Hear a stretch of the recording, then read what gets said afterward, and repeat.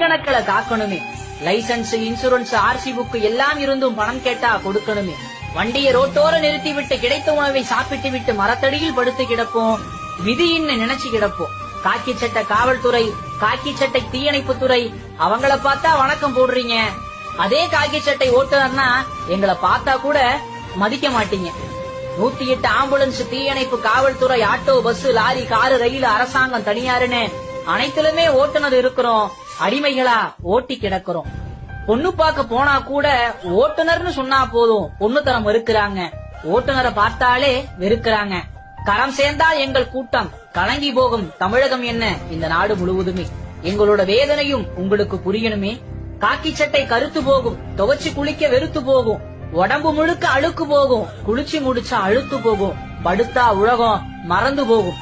வண்டிக்கு போய் வீட்டுக்கு வந்தாதான் பிள்ளைக்கு நான் தகப்பேன். எப்ப